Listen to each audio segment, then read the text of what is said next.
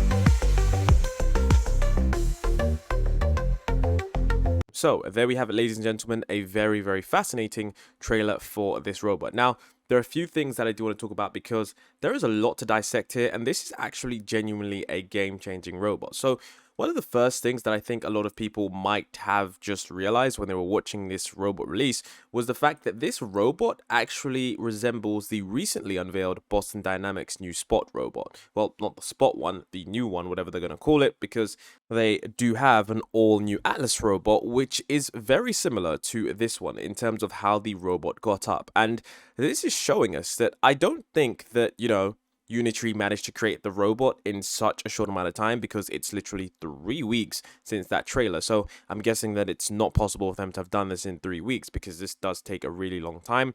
But what it does show us is that this company is evolving quicker than many have expected, because this is a remarkable feat in terms of what this robot is able to do at its price point, because the robot is currently only $16,000, which is cheaper than any other humanoid robot that can do the same thing. Now, one of the most incredible things that I think was really demonstrated in this robotics demo was, of course, the movement ability. You can see that this robot is extremely and extraordinarily flexible, which is remarkably important because, like I said in previous videos, humanoid robots are going to be better than humans in a huge number of ways. And a lot of people might think that you might be limited by the human levels of movement and the human degrees of freedom, but these robots are going to have a lot more degrees of freedom than we are, because they're going to be able to swivel around. As you can see, the robot here, it just literally swivels around and, says hello, and it's going to be able to move its legs in completely different ways. And you can see right here that if you see this bit right here, the hollow joint wiring, essentially what that means is that the wiring is now inside the robot, which means that this robot is able to do a lot more efficient moves, and it's able to be a lot more compact like this right here, which is pretty good for storage and just a variety of other different reasons. But I think this shows us that where we are headed now in terms of the robotics, I mean, the robot race is clearly on, because I don't think anyone predicted that Unitree were going to release this so soon. I would definitely have suspected that something like this would have come straight out of Boston Dynamics. And of course, while Boston Dynamics might be using hydraulic actuators, or it might be completely electric, as we saw in the recent trailer, I think this shows us with this kind of movement in terms of how robots are, they're going to be able to do a huge range of different tasks that maybe we just haven't even thought of. And Another thing that I did think that they did show us that was truly, truly impressive was, of course, this right here. Now, essentially what we're able to see is we're able to see how stable the robot is when taking impacts from punches or forces, and this is good for a variety of reasons. Now, I'm not advocating for the abuse of robots. Of course, that is, dependent on where you are in terms of looking at AI apocalypses where robots try to, kill all humans because we did a few things to them in the early days, like punching them in the chest to see how stable they were. But I think what this does show us is the remarkable, stability of this robot, because it shows us that, in real life, you might get hit by something, you might have wind, you might have debris, you might have something that happens, which means that these robots are going to be able to work in pretty hazardous environments, which means that if they do take a hit, if they do stumble, they're going to be able to stay completely stable. And I would argue that this is pretty incredible because a lot of humans, if you take a punch in the chest, a lot of them are going down. So this is a really, really, really interesting improvement because we've seen this before in, previous demos of Unitree where they had their H1 robot and it was remarkably stable. They kicked it a billion different times and it was able to stay completely stable. But I think this is really, really, really incredible because if you look at some of the top humanoid robots, I can promise you now, if you do this act to any of those humanoid robots, they're going completely over and you're going to need to be able to pick them straight up. So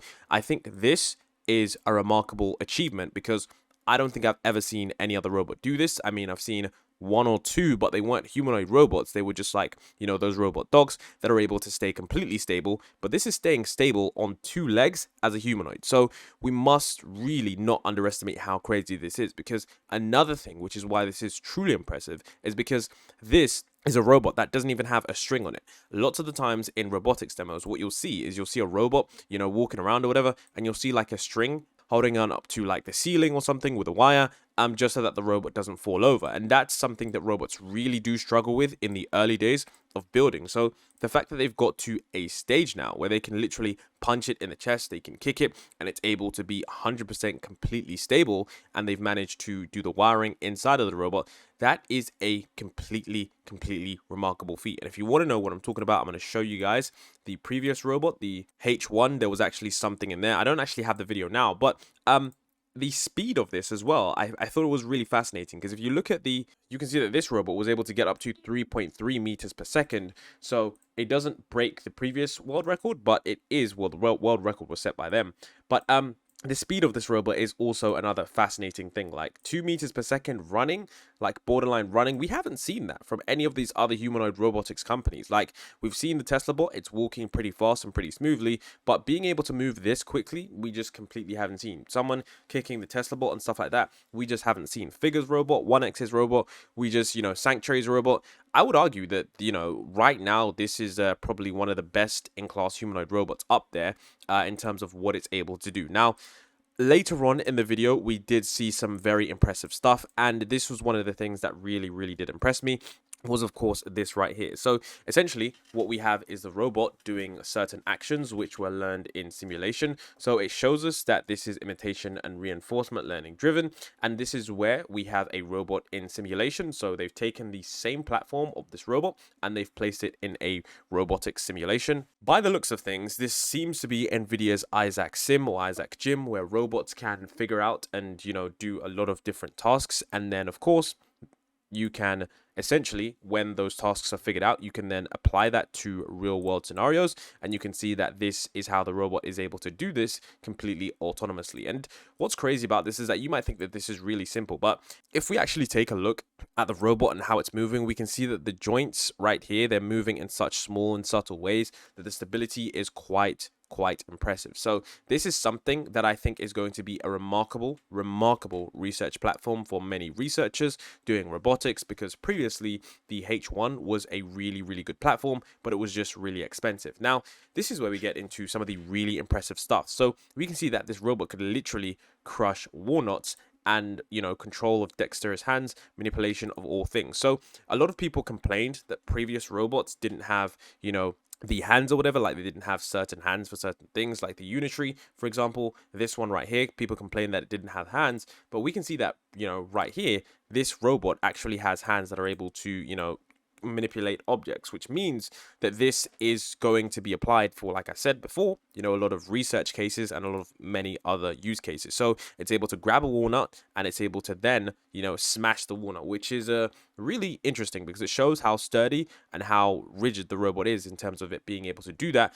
and still stand on its feet. And this one was really, really, really surprising. Like, that is really, really, I don't even know how they pulled that off. I don't think it's teleop, but a robot being able to just whip open a Coke can like that is a remarkable feat. And then they also talk about a Unifo LM, a Unitree robot unified large model. The only problem is they don't have enough information on the web about this, but I'm guessing what they do have is they have some kind of model which is able to perform these tasks autonomously.